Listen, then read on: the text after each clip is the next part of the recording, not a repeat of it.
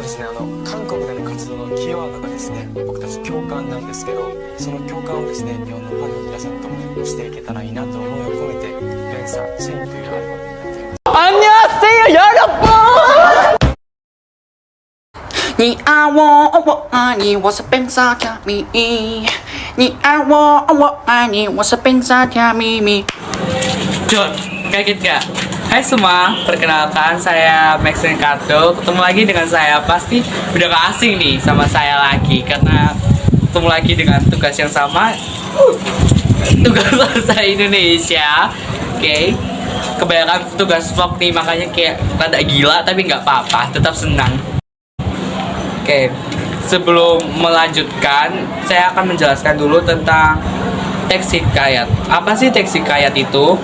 Karya sastra lama Melayu berbentuk prosa yang berisi cerita undang-undang dan silsilah bersifat rekaan, keagamaan, historis, biografis, atau gabungan sifat-sifat itu.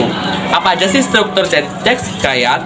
Ada abstrak, orientasi, komunikasi, evaluasi, dan resolusi. Saya akan jelaskan satu persatu. Yang pertama ada abstrak. Abstrak adalah rangkaian cerita dari peristiwa dalam cerita. Kedua, orientasi. Orientasi adalah pengenalan peristiwa awal dalam cerita. Ketiga, komplikasi. Komplikasi adalah urutan kejadian yang menggabungkan sebab dan akibat. Yang keempat, evaluasi. Evaluasi adalah penyelesaian atau jalan keluar dari cerita tersebut. Yang kelima ada resolusi, yaitu bagian solusi dalam cerita. Lupa nih, nomor 6 ada kode. Kode adalah pesan atau amanat dalam cerita tersebut. Ciri-ciri teks hikayat ada apa aja sih? Ada istana sentris yang biasanya bertemakan tentang istana-istana. Yang kedua ada muskil atau mustahil, yaitu kisah yang tidak menyatakan kebenaran apa tidak pernah terjadi di kehidupan. Yang ketiga bahasa arkais atau bahasa yang sudah lama tidak pernah dipakai. Yang keempat ada anonim, yang artinya tidak tahu jelas tentang siapa atau pengarang dari kisah tersebut. Apakah hikayat termasuk dalam sastra? Ya, hikayat termasuk dalam sastra. Apakah sastra sama dengan seni? Sastra tidak jauh beda dengan seni, tetapi sastra isinya lebih sempit daripada seni. Sastra dinilai tergantung dari audiensnya. Harus sesuai dengan audiens ketika mengasihi sastra. Yang menilai ada 3 audiens, yaitu anak-anak, para remaja atau pemuda, dan orang tua. Jadi sastra tidak ada yang jelek, tergantung audiensnya. Langsung aja kita jelaskan tentang asal-usul daerah saya. Daerah saya berasal dari Diorejo, Kecamatan Diorejo. Dari mana sih Diorejo itu? Pada awalnya, sebuah mbah-mbah yang bernama Mbah Wongsondrio datang ke suatu tempat untuk berkelana. Ia mendatangi daerah ini yang bahasa Jawanya adalah babat alas. Dia tinggal di daerah ini dan membangun sebuah gubuk di daerah ini.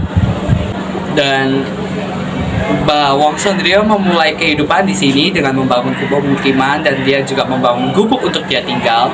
Dan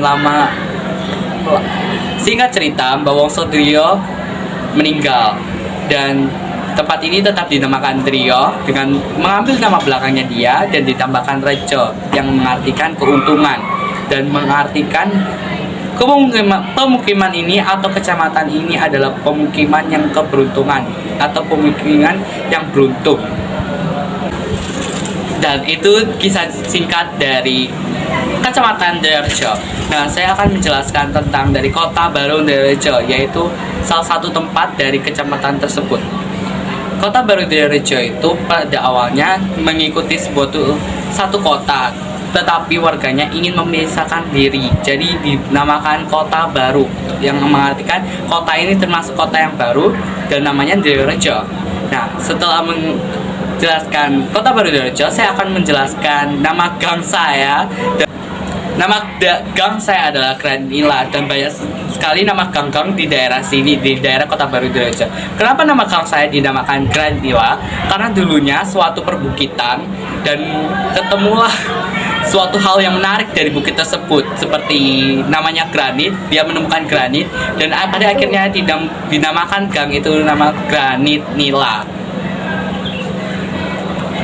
Dan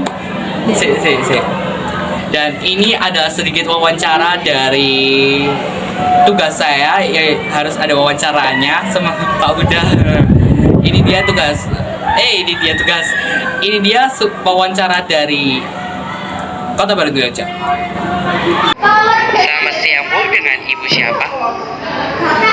Kenalkan dengan Wilda Alamanurung. Apakah Ibu tahu tentang sejarah Diorejo? Ya, saya tahu sedikit-sedikit. Bisa Ibu jelaskan tentang sejarah Diorejo?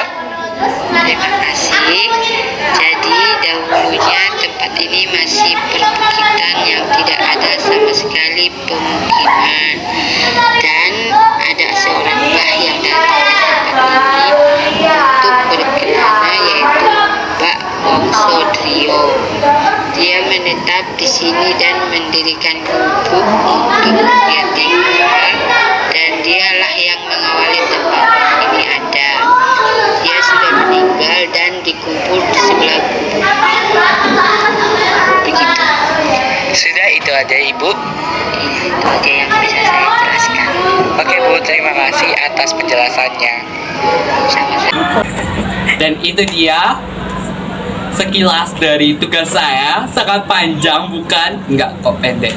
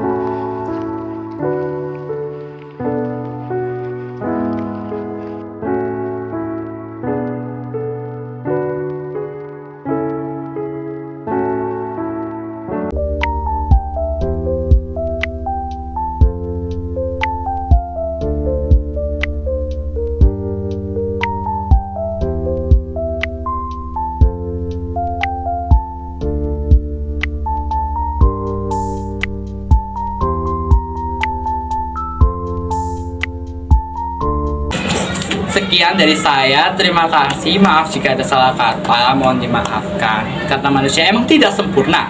Kita tidak sempurna. Oke, sekian, bye-bye.